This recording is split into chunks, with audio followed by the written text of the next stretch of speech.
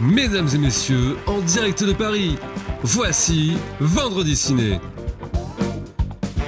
Avec Jade Baltar. Honnêtement, c'est juste bête. En fait, c'est un film, voilà, c'est juste un film bête. Lucas Baltar. Donc c'est un genre à part, le genre de Skarsgård torse-poil. Avec son incroyable présentateur, Elliot Jaco. Le mec sait pas où il habite, quoi. Vendredi Ciné, c'est parti. Salut, c'est Elliot du montage. Alors désolé de vous couper dans ce merveilleux épisode. Je voulais juste vous dire que l'enregistreur a complètement bugué et donc toute l'intro a été coupée. Donc voilà, super. Vous ne pourrez donc pas écouter ma super blague d'intro et je suis désolé pour vous parce qu'elle était vraiment très très chouette. Mais voilà, c'est ce qui fait que l'épisode va commencer directement par le premier film. Tout simplement pas d'intro. Je sais pas si c'était nécessaire de faire un vocal pour ça. Bonne écoute. Et voilà, dans cette merveilleuse ambiance, on peut commencer cet épisode. Mais avant ça, n'oubliez pas de vous abonner pour ne rater aucun autre épisode et de nous suivre sur nos réseaux sociaux et YouTube. Voilà, c'est vrai que je l'ai jamais dit, mais on a une chaîne YouTube. On a une chaîne YouTube. Ouais, on a 3 abonnés, je pense. Mais on verra un peu plus, mais 3 abonnés. Bien joué à eux. Bien. Mais je dis ça parce que un petit projet devrait arriver cette semaine sur la chaîne YouTube, donc voilà, n'hésitez pas à regarder. Petit Nous, on projet. est pas au courant. Quand est-ce que Elliot trouve le temps de dormir, ça je sais pas. Et quant à nous, direction le New York des années 30 avec The Bride. Ce n'était pas un accident. Chacun de nos gestes était délibéré. The Bride, premier film de Maggie Gyllenhaal, avec à ses côtés... Gyllenhaal, pardon. C'est Comment avec à ses côtés Christian Bale et Jessie Buckley. J'aurais dû dire Christian Bale. Christian Bale. Rongé par la solitude, Frankenstein demande au docteur Euphronius, c'est impossible à dire, au docteur de lui créer une compagne. Ensemble, ils ressuscitent une jeune femme assassinée et donnent vie à la fiancée, The Bride, voilà. Et je vais commencer sur ce film, comme je vous l'ai dit là juste avant, parce que, alors, ce film, c'est la première fois que ça m'arrive, mais je serais incapable de vous dire si j'ai aimé ou pas. C'est la première fois que ça dit ? Ouais. Je crois pas, hein. Je pense qu'on réécoute tous les épisodes du podcast. L'année dernière, en novembre, à 18h. En fait, c'est un film devant lequel je suis autant fasciné que perdu et parfois mal à l'aise, ce qui fait que c'est un objet assez étrange. C'est pour ça que je vais mettre plutôt en avant là les qualités du métrage avant que vous ne le détruisiez. Je serais en vrai complètement d'accord avec vous et c'est ok. Donc la fiancée de Frankenstein, c'est un film qui m'intriguait parce que au début du film, on nous rappelle que le roman est écrit par Mary Shelley. Et donc je connais pas assez le livre, mais en gros, ça traite de la question d'une masculinité monstrueuse à travers à la fois le savant fou et cette créature qui est pure vengeance. Et l'idée de transposer cette figure au féminin, je trouve que c'est assez intéressant parce que la fiancée, elle est une victime de féminicide et en fait, en ressuscitant, elle va devenir le corps des souffrances faites aux femmes, qui est une idée assez intéressante. Après, je trouve que le propos féministe se perd un peu, mais je trouvais que cette idée de base était assez intéressante. Et surtout, moi, ce qui m'intéresse, et c'est pourquoi je suis fasciné par ce film, c'est que c'est un film qui est à la croisée des genres. Donc le roman de base, il est écrit en 1820, et là, ça se passe en 1930 aux États-Unis. Et en fait, les années 30, dans le cinéma, c'est à la fois donc l'âge d'or d'Hollywood avec Broadway, les comédies musicales, et en même temps, c'est vrai qu'on l'oublie pas mal, mais c'est les films de monstres de la Hammer, les films de monstres, donc t'avais L'Homme Invisible, Frankenstein évidemment, Dracula, et aussi la fiancée de Dracula de 1935. Non, la fiancée de Frankenstein. Deux fois. Je suis ailleurs, vraiment. La fiancée de Dracula, ça sera pour 2027. Ah oui. Et du coup, ça fait un film qui mêle à la fois ces deux courants et du coup l'âge d'or d'Hollywood qui est représenté par le personnage de Jack Gyllenhaal qui est Gyllenhaal, qui est Fred Astaire en gros, si j'ai bien compris Oui. dans ce film. Je pense que je prends pas trop de risques Tu à prends dire pas ça. trop de risques, il y a même une référence très explicite à Ginger Rogers à un moment. C'est vrai, oui. Enfin, il dit son nom, quoi, en fait. C'est dit à plusieurs moments. Ouais. Ouais, mais juste, quand je dis référence, voilà, il dit son nom. Ouais. C'est, ouais. Et je trouve que la direction artistique est fabuleuse à ce niveau-là parce qu'elle réussit à cohabiter justement ces deux univers, à la fois le côté très luxueux de Broadway et le côté sale de monstres, surtout que ces monstres-là, ils vont être représentés un peu comme des gangsters et c'est pas pour rien que t'as tout un truc de mafia. Au-delà d'être un film de monstres, pour moi, c'est plus un film de de mafieux, de brigands. Moi, ça me faisait penser à Bonnie and Clyde, en fait. Du coup, moi, ça fait un film qui est hyper passionnant, qui est vraiment la croisée des genres, un objet hyper étrange que j'ai jamais vu ailleurs. Et ouais, même techniquement, je trouve qu'il est hyper abouti. Il travaille sur le contraste, sur les couleurs, les costumes, je trouve dingue. Christian Bale dans ce film, qui est à la fois cette créature, enfin ce brigand qui pue parce que fun fact, il est mort depuis 100 ans. Et en même temps, il est tout timide, tout mignon. Donc, il y a plein de choses qui m'émerveillent dans ce film, qui me fascinent. Et après, t'as plein de défauts et que je vais vous laisser relever et qui me mettent un peu plus mal à l'aise, notamment son scénario où je me dis mais bordel, mais ça tient pas la route. Mais bon, juste pour ces scènes en fait qui sont merveilleuses, notamment une scène de comédie musicale où l'idée est magnifique, c'est quand Frankenstein va se mettre à danser, tout le monde autour de lui va se mettre à danser et ça va devenir, du coup là t'as toutes les stars d'Hollywood qui sont à côté de lui et au-delà d'être une comédie musicale de Broadway, ça va devenir une danse macabre. Et cette idée, je la trouve vraiment passionnante et il y a plein de petites idées comme ça qui sont hyper chouettes, sauf que c'est pourri par ce scénario, pardon, mais c'est vraiment une catastrophe. Mais voilà, j'ai pas mal parlé. Peut-être vous, de votre côté, par exemple, Lucas, je sais que toi, t'avais adoré le Frankenstein de Del Toro. Cette nouvelle version là, de Frankenstein by 2026, là, on en pense quoi? Peut-être laisser Frankenstein tranquille un peu, je propose. Bon, en tout cas, les deux films que j'ai vus, les deux adaptations, je les ai pas trop kiffés. Et en fait, j'ai découvert là récemment que The Bride, ça devait être le Frankenstein de Guillermo del Toro, ça devait être ce film-là qui était acheté par Netflix. Et finalement, le film coûtait trop cher, du coup, ils sont rabattus sur le film de Guillermo del Toro. Et au final, les deux ont coûté le même prix. Et c'est lequel que t'as préféré entre Del Toro et celui-là? Entre la peste et le choléra, je sais pas, mais franchement, moi, les deux me laissent très indifférent, honnêtement. Et je retrouve un peu le même problème. Ouais, déjà, il y a un truc qui me saoule un peu, et ça, je vais un peu l'expédier. On a déjà parlé sur Frankenstein de Guillermo del Toro, mais je trouve qu'on n'est pas à fond quand même dans le macabre. Je trouve que sur le maquillage et tout, moi, ça pue jamais assez. On n'arrête pas de nous dire que ouais, Frankenstein dans le film il pue et tout. Je ressens pas tant. Là, Christian Bale, il est un peu plus dégueulasse que Jacob Elordi dans le film de Guillermo del Toro. Mais quand même, c'est pas assez poussé. Et surtout, le personnage de The Bride est juste vivante. En fait, il y a pas de... Là, enfin, vraiment, elle a pas de... Il y a pas grand-chose de son apparence qui la différencie de elle quand elle était vivante. Sachant que ouais, on sait pas depuis exactement combien de temps elle est morte, elle a été enterrée, etc. Bon bref, ça j'y crois pas tant et je trouve encore une fois que c'est pas assez dégueulasse, que Hollywood est pas assez généreux de ce côté-là, il prend pas assez de risques, parce qu'on n'arrête pas de nous dire que ouais c'est un film qui va prendre des risques, etc. Je trouve que c'est un film qui est tout le temps à mi-chemin en fait, en disant vous allez voir, il va faire ça, et en fait il s'arrête en plein milieu pour dire non, finalement on va aller quand même sur l'autoroute, je fais un peu de hors-piste et tout, mais on va revenir bien sagement sur l'autoroute. Et ça, c'est effectivement, tu parlais du scénario, et c'est le gros problème du film, parce qu'il y a des trucs trop chelous qui se passent, et notamment pendant tout le film, il y a deux enquêteurs qui vont suivre un peu qui vont suivre les deux personnages principaux, et notamment Penelope Cruz dans le duo des enquêteurs. Et ces deux enquêteurs-là ne servent à rien. C'est-à-dire qu'à aucun moment... Ils enquêtent, ouais. À aucun moment, ils enquêtent, mais ils influent sur ce qui va se passer. Ils sont juste spectateurs. Et donc, du coup, c'est un peu nous dans le récit. Ils ponctuent un petit peu ce qui va se passer. Mais par contre, on nous dit qu'ils sont brillants. Ils sont brillants, ils le montrent jamais, mais ils sont brillants. Penelope Cruz, elle est brillante apparemment, mais moi, déjà, je suis pas trop fan de son personnage, que je trouve un peu abusé. Je trouve qu'elle joue vraiment pas bien du tout. En tout cas, je n'aime pas sa direction comment elle est dirigée, quoi. Et d'ailleurs, il y a une scène qui me saoule de ouf.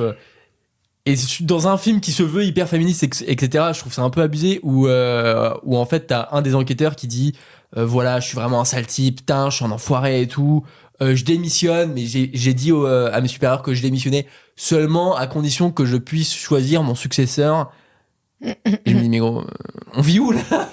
Ça se passe comme ça dans la vraie vie, où tu sens que tout est... Ouais, encore une fois, ça se veut subversif, mais en fait, finalement, ça arrive à quelque chose de très convenu. Et je trouve que c'est vraiment dommage.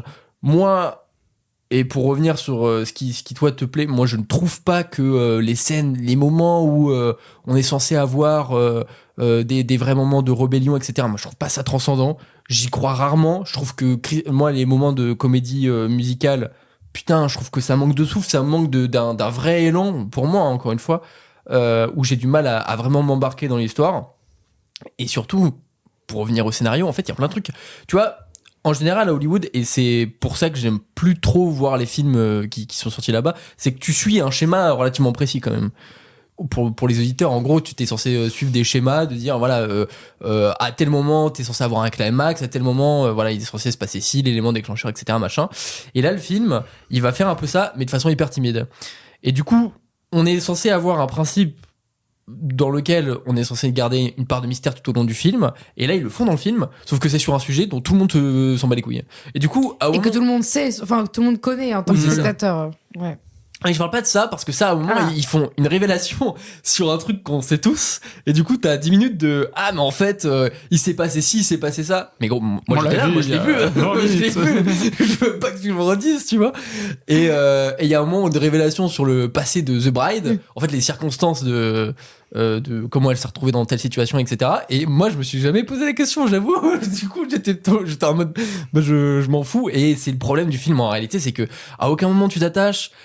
Pour les personnages, à aucun moment, en fait, tu comprends rien, mais en même temps, tu poses pas de questions. Le personnage de The Bride a toujours une voix dans sa tête, etc. Elle va déblatérer des trucs avec un accent british. Tu te dis, bah, je sais pas pourquoi c'est là. Et donc, mais en même temps, je m'en fous. Et en même temps, je trouve ça pénible à regarder, quoi, parce qu'il y a des moments où, encore une fois, le jeu d'acteur très criant, etc. Alors, comment elle s'appelle, l'actrice? Jessie Buckley, qui avait aussi joué dans Hamlet. Et là, j'aime pas ce que je vois trop d'elle, où c'est vraiment. Ouais, ça fait 2 films là, ouais. Et vraiment dans la démonstration, quoi, vraiment. Ouais, regardez, je fais des grands rôles, quoi. Et je sais pas si c'est.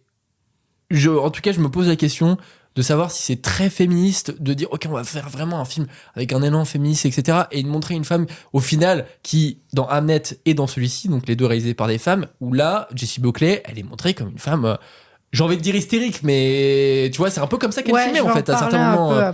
Donc voilà, je me pose la question si c'est vraiment pertinent de montrer ça, en tout cas dans ces 2 films.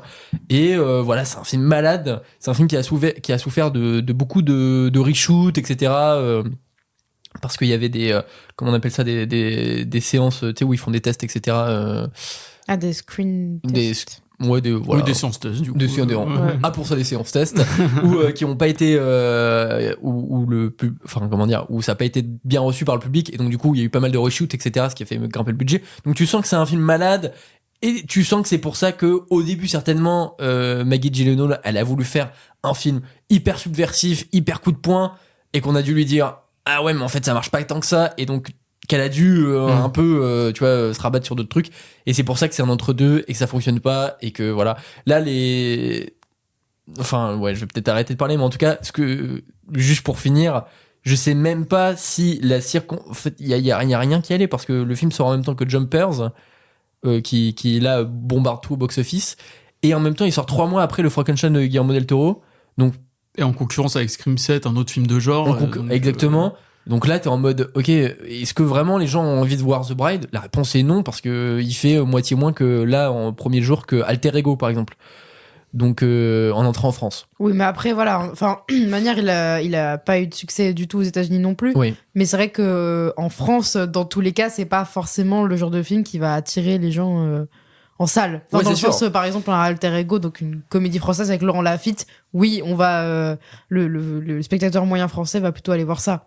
Mais ça, c'est plutôt des goûts culturels, et enfin voilà. Oui, tout à fait. Mais, on pourrait mais en s'attendre. plus de ça, je pense que le bouche à oreille va pas être bon, et que ça va pas s'améliorer. Il y a des grosses stars, tu vois, quand même. On te met en avant Christian Bale, voilà, Jessie Buckley qu'on voit quand même pas mal, et sur d'autres films hollywoodiens, ils sont peut-être plus bankable que ça, mais je pense que malgré toutes les stars, effectivement, ça intéresse pas les gens, mais oui, comme t'as raison, c'est sûrement culturel. Ouais, moi c'est vrai que c'est un film où, voilà, pour le podcast, par exemple, j'ai tendance à prendre des petites notes et tout après les séances.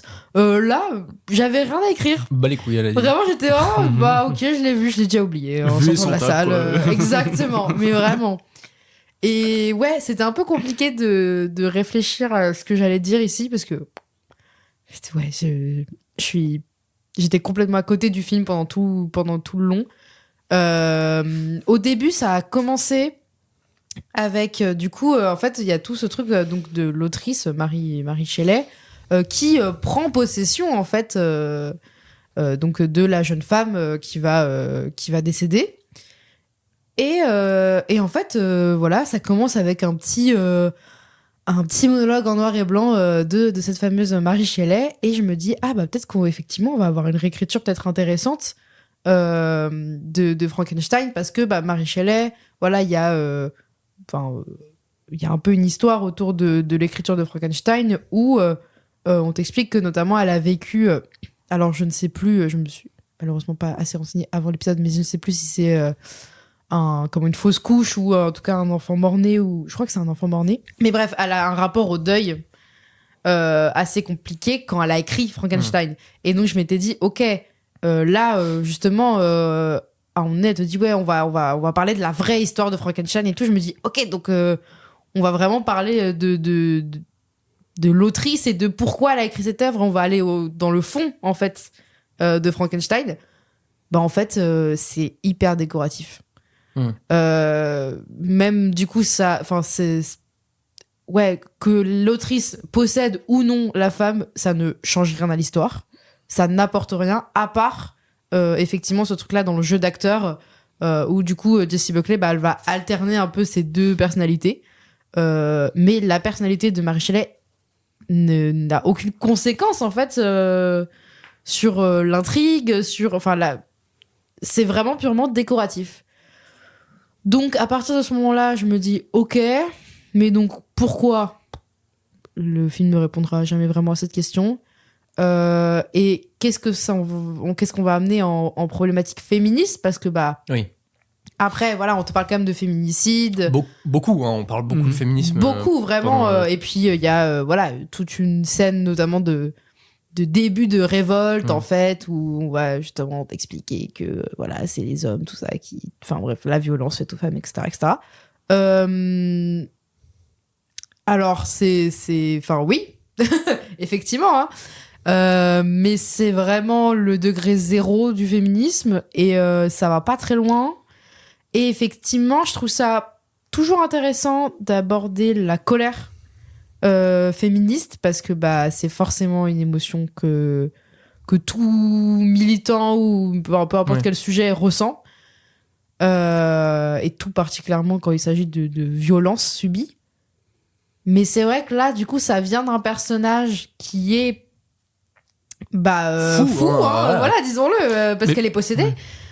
Et du coup, il y a le mélange entre la folie et la colère qui s'approche dangereusement de sujets comme l'hystérie, justement.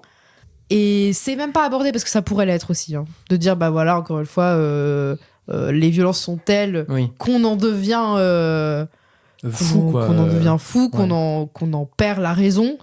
Ça existe, c'est un vrai truc, pourquoi pas, mais c'est pas non plus abordé comme ça devient risible par moments, ça met mal à l'aise profondément. Honnêtement, c'est juste bête. En fait, c'est un film, voilà, c'est juste un film bête. Et qui par moment, par rapport au féminisme, effectivement, vit dans le monde des bisounours. Hein, vraiment.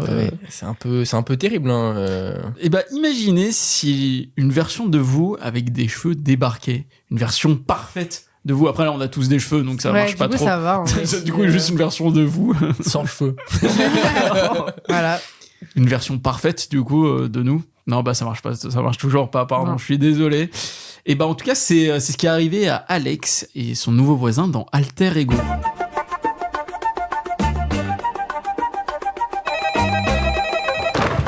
Allô, oui. Qu'est-ce qu'il est chic. Tu le trouves pas? Ce type, c'est moi, en mieux. Je fais des chouquettes cuites sous la cendre. J'ai appris ça chez les Touaregs. Bah ouais, évidemment. Alter Ego, nouveau film de Nicolas et Bruno avec Laurent Lafitte, Blanche Gardin, Monsieur Fraisse, Zabou Breitman et Olga Kurilenko. Attends, comment je pourrais le pitcher ? Alex voit que son nouveau voisin, Axel, a des cheveux et c'est une version de lui avec des cheveux. Voilà, c'est aussi simple que ça. T'as un problème avec les cheveux, Elias ou... Je crois que t'as vraiment une fixation là-dessus, là. C'est une version de lui avec des cheveux. Ouais. Bah, c'est le pitch du Mais film. pas que, quoi. Jade, toi qui avais adoré Classe Moyenne, qu'est-ce que t'en penses de cette nouvelle comédie avec Laurent Lafitte et surtout Laurent Lafitte?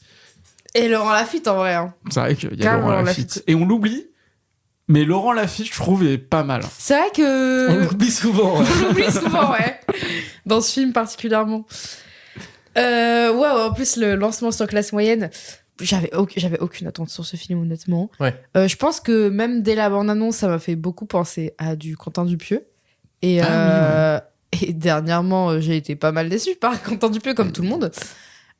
Donc, c'est vrai que j'avais un peu cette peur-là d'avoir un truc un peu du sous Dupieux. Et puis surtout, avec ce concept-là, je me disais, où est-ce qu'on peut aller ? Honnêtement, ok, j'entends.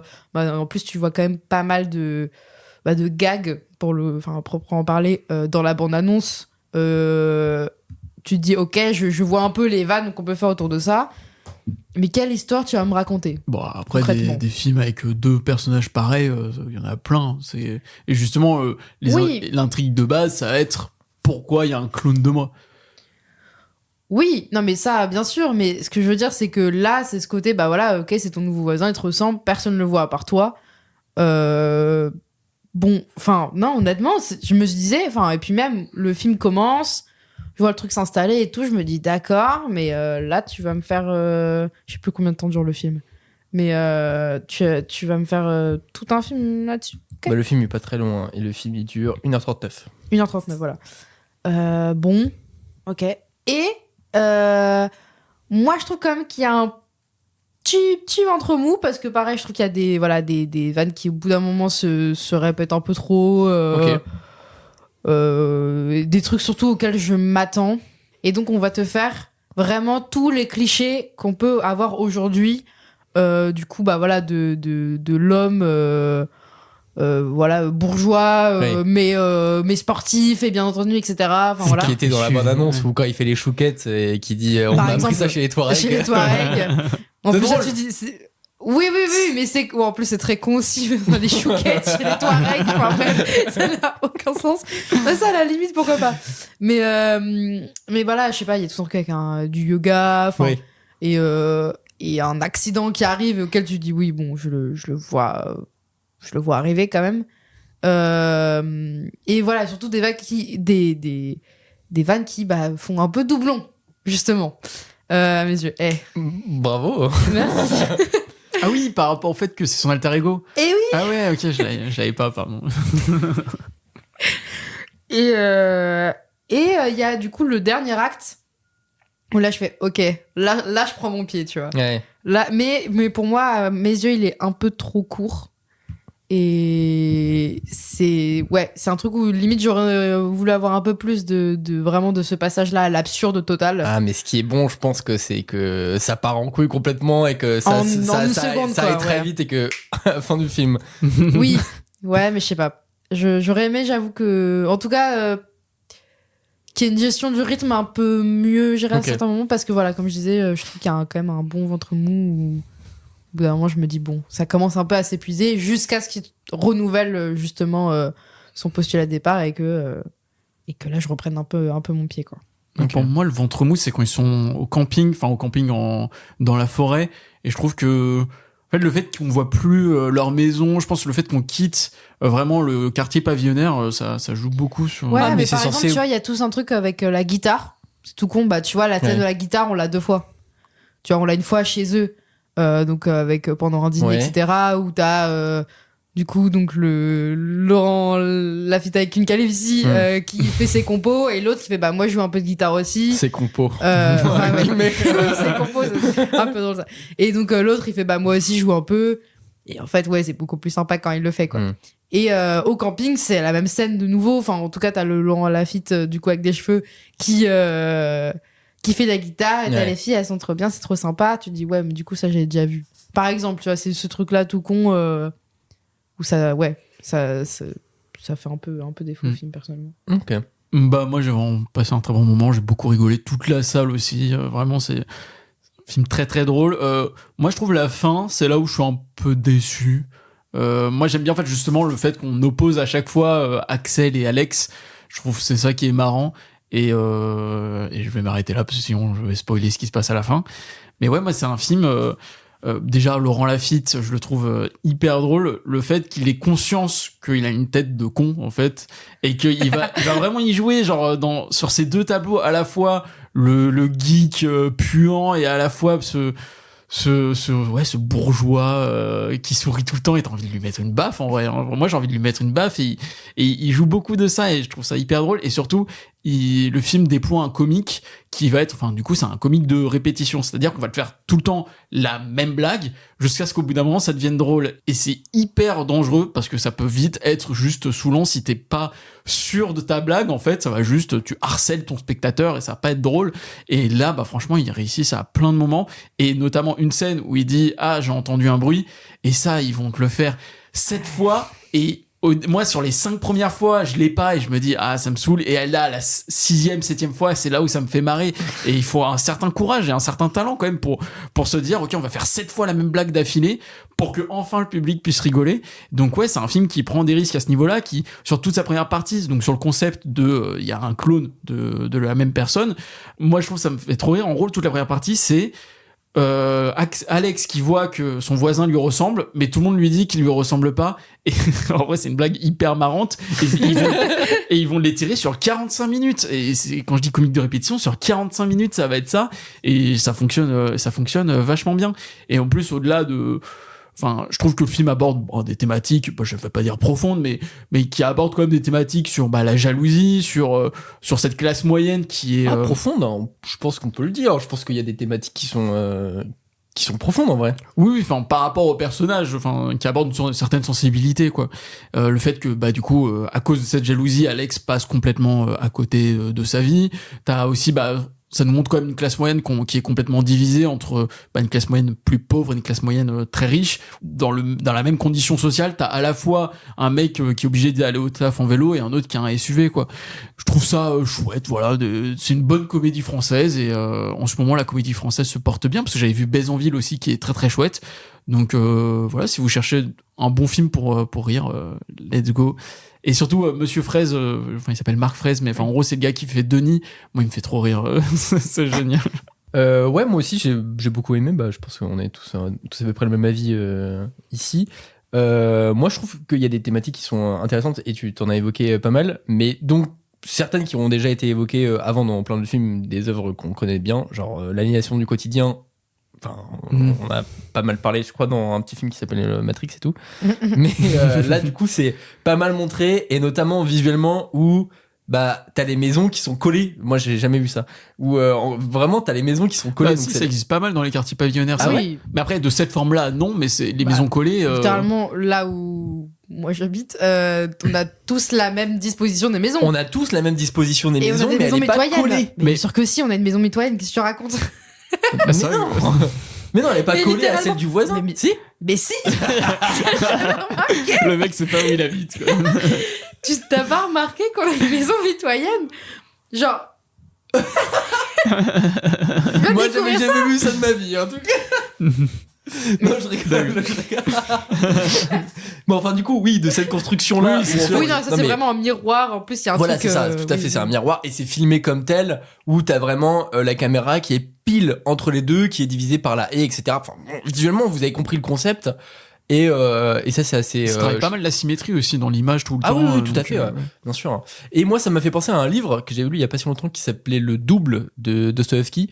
Et je trouvais ça intéressant, même si le concept est pas exactement le même, mais c'est toujours un double que les autres ne reconnaissent pas, c'est-à-dire que où les gens ils disent mais non, il te ressemble pas, qui travaille dans le même, qui a le même boulot que toi et qui au fur et à mesure va prendre ta place. Comment dire, c'est un traumatisme que certaines personnes ont pu avoir et pareil, ça traite de la classe moyenne et tout, etc. Je suis sûr que le double était dans le petit comment on appelle ça, sur la table de chevet sur la table de chevet des réalisateurs, il me semble. Et moi, ce qui me plaît surtout, c'est que c'est traité visuellement et notamment les blagues, etc. Je trouve que c'est assez intéressant. En fait, il y a des moments où c'est les mouvements de caméra qui nous font rire.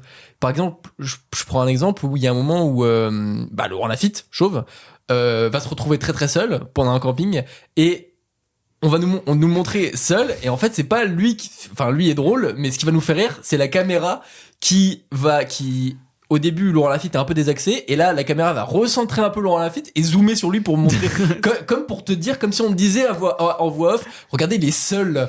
Regardez, c'est drôle, il est seul, tout seul, là. Tu vois? Et donc, c'est souvent ça qui me fait rire. Là, on citait aussi un moment où, Alex et Axel vont se battre tous les deux.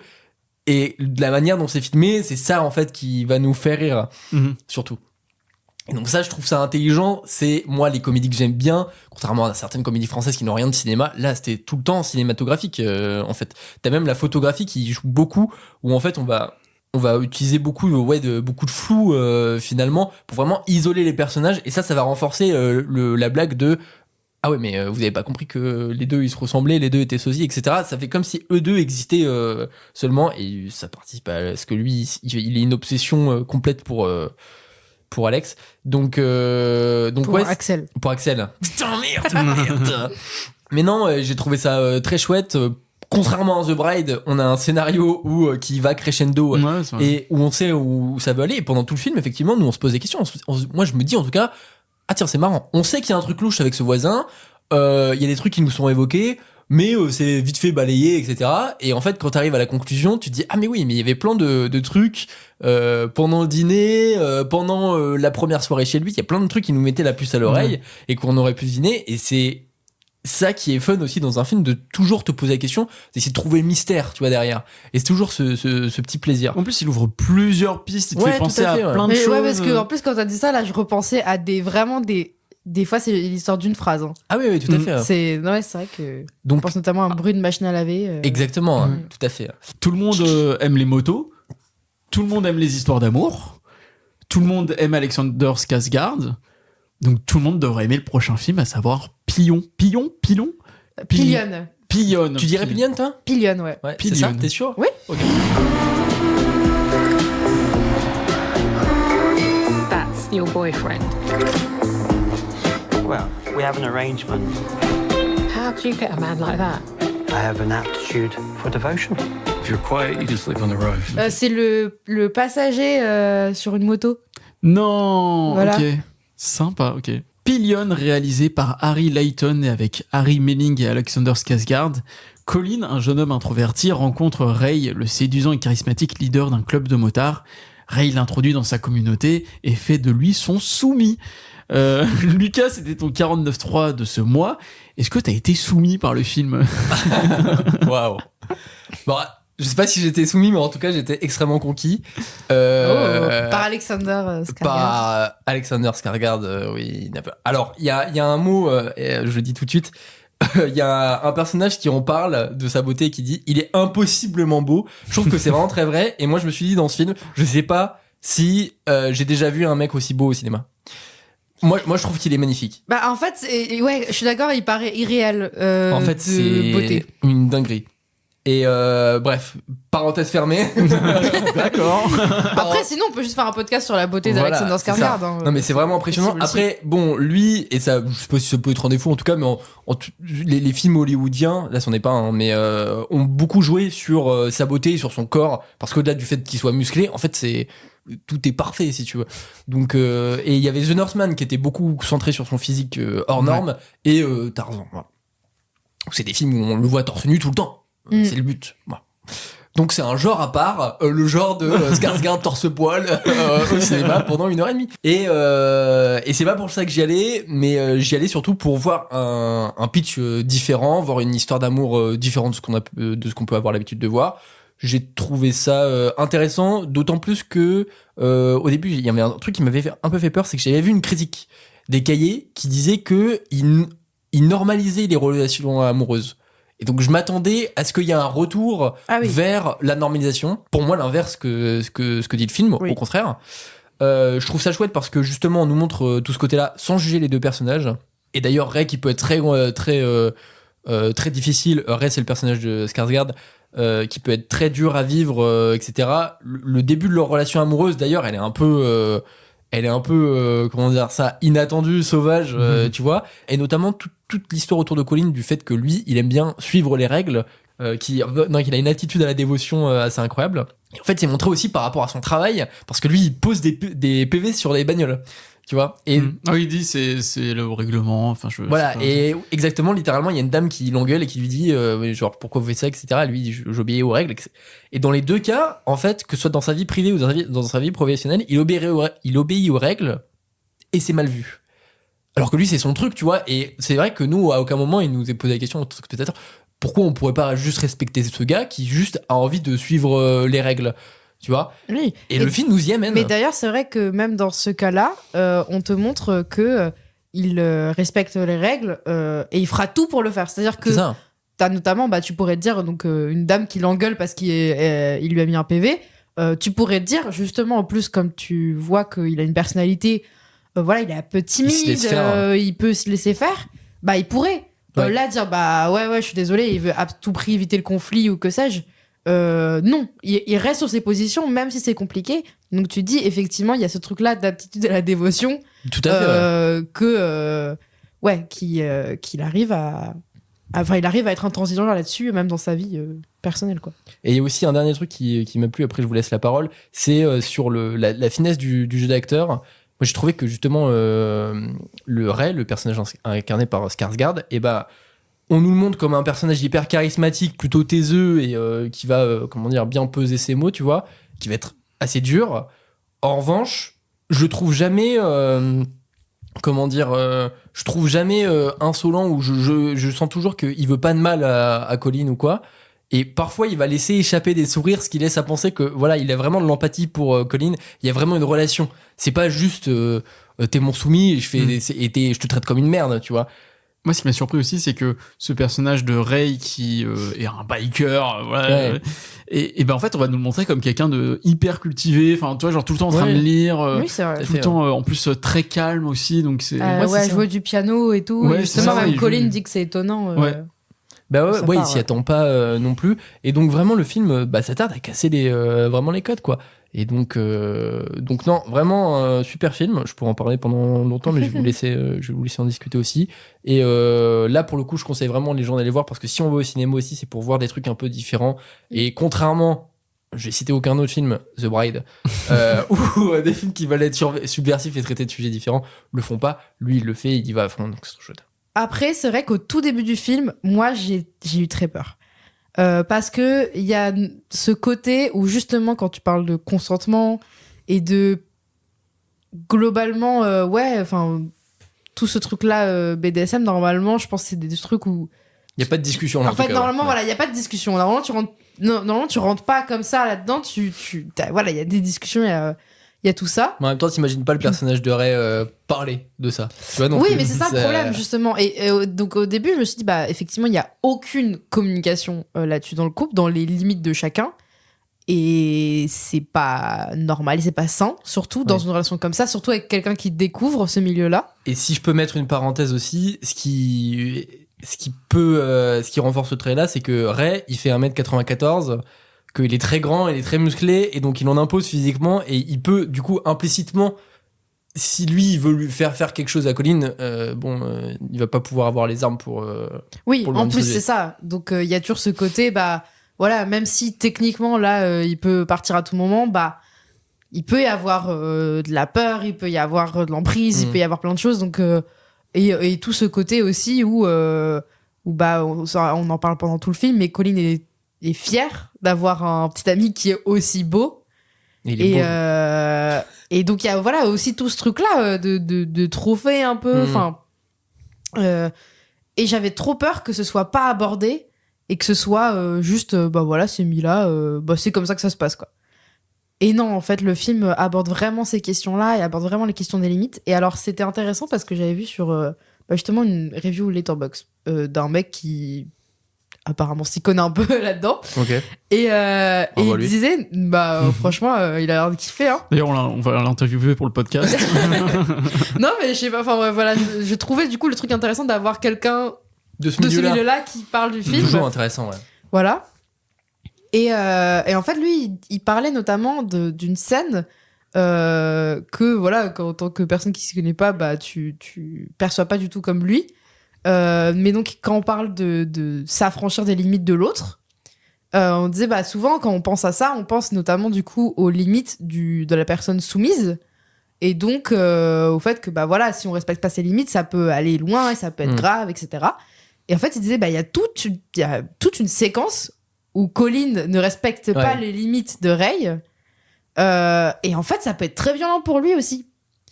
Et en gros, il disait, bah, en fait, les limites de chacun, c'est pas normal aussi que du coup, Colin fasse ça également, ne respecte pas ses limites, parce que ça peut être dur aussi à vivre pour Ray. Et du coup, dit en fait, c'est des logiques que voilà, qu'on a du mal à comprendre en tant que spectateur, mais qui sont pourtant là. Et je trouve que en fait, finalement, dans le film, quand j'y repense, c'est montré que c'est assez violent pour lui. Et en fait, c'est montré aussi que Ray, il met en place tous ces codes-là pour se protéger, pour ne pas être vulnérable. Et il faut aussi respecter ça. Et même, enfin, tu comprends très très vite sa personnalité, son mode de vie. Voilà, ce côté très cadré, même lui personnellement, et même par exemple son corps, tu comprends, enfin il y a des trucs tout cons, mais il y a une phrase où il va te dire, bah je sais pas, moi je mange pas de chocolat, tu vois. Et il y a ce truc où tu dis, ok, en fait je comprends comment t'en es arrivé là aussi. Voilà, parce que tu t'autorises rien et parce qu'il y a un cadre extrêmement mais tu regardes son appart, fermé. C'est pas un truc extrêmement décoré, ou d'ailleurs t'as l'impression que juste il fait que passer, c'est tout blanc, c'est très c'est ça, et donc ça passe vraiment par le jeu d'acteur, par la mise en scène. Le choix des décors et tout, et c'est assez rare aujourd'hui, voilà, je trouve des films où t'as pas besoin d'expliciter tout le temps, quoi. Ouais, c'est ça. Donc non, j'ai trouvé ça assez fin aussi là-dessus. Bon, on a tous aimé, donc c'est trop chouette. Alors, c'est vrai qu'au vu du pitch de base, je veux pas dire que j'allais à reculons devant le film, j'y allais en marche arrière avec harnais de sécurité, armé. Ah, parce que t'es homophobe ? Non. Parce que c'est vrai que dans ton intro, tu sais, t'as dit ouais, on aime tous Alexander Skarsgård, hein. T'as pas dit on aime tous les gays, tu vois, par exemple. C'est vrai que j'ai pas dit ça. Ouais. Non, la représentation BDSM, j'avais un peu peur de jusqu'où il pouvait aller et tout. Enfin, c'est pas un truc que j'aime voir spécialement au cinéma. Et en fait, quand je suis sorti, moi, c'est le message que je vous ai envoyé. Je vous ai dit, mais en fait, c'est un film hyper choupi. Alors moi, au cinéma, je me pose pas vraiment la question de la représentation, puisque bah je suis un homme blanc hétéro, donc a priori, je me sens assez représenté en général. Donc, ne vous inquiétez pas pour moi, pour ceux qui s'inquiétaient. Mais c'est vrai que là, en termes de représentation, je le trouve hyper ouvert. Bah, tu disais que la mère, par exemple, elle est atteinte de cancer, mais par exemple, juste pour le personnage de Colin, elle va jamais être inquiet pour lui parce que il est homosexuel. Elle va être inquiet pour lui parce que bah la relation, elle a l'air bizarre en fait. Le type, il parle pas, il est trop chelou. Et c'est pour ça qu'elle va s'inquiéter. Moi, je trouve que c'est des choses hyper ouais, c'est hyper ouvert, c'est hyper chouette à voir au cinéma, et même leur relation. En fait, on va tout le temps prendre des codes de l'hétérosexualité, je sais pas si on peut dire ça comme ça, et de le ramener dans le cadre d'une relation homosexuelle. Donc par exemple, bah, le club de motards, où en général c'est plutôt un truc, enfin, par exemple, cette semaine j'ai vu Une nuit en enfer. Bon bah je peux vous dire que c'est un cadre hyper hétéro, quoi, le club de motards. Bah ici, bah non, on va... Ouais, mais justement, souvent il y a cette, enfin, comment dire, quand on veut un peu se moquer de ça, on peut aller aussi vers ce côté très homo-érotique. Ça, c'est comme par exemple vous êtes comme une bande de gars qui aiment bien se retrouver ensemble. Voilà, c'est ça, c'est comme les vestiaires, c'est comme tout ça. Il y a ce côté, voilà, vous aimez beaucoup être ensemble quand même, tu vois. Et donc, du coup, là, ça, enfin, c'est ce trop-plein de virilité aussi pour cacher une certaine homosexualité. Ouais, okay. Alors que là, c'est. En tout cas, par exemple, si on prend le cas d'Alexander Skarsgård, il est très très viril et homosexuel. C'est pas pour cacher une homosexualité, justement, il s'assume pleinement. Et en plus de ça, il est d'une virilité, comment dire, j'allais dire hégémonique, quoi. Enfin, voilà. Personne ne va remettre en question ici la virilité de Alexander Skarsgård. Voilà, non, mais dans le sens virilité qu'on connaît, voilà, assez commune, quoi. Mais enfin, en tout cas, ça va aussi surtout prendre un motif de la comédie romantique, qui est bah, ce couple où t'as une personne qui va courir après l'autre parce qu'elle est beaucoup trop belle pour lui. Il y a un film que j'aime beaucoup qui est 500 jours ensemble de Mark Webb. C'est vraiment ça, quoi. C'est t'as une meuf qui est genre beaucoup trop bien pour le gars, et il va tout le temps essayer de courir pour la récupérer.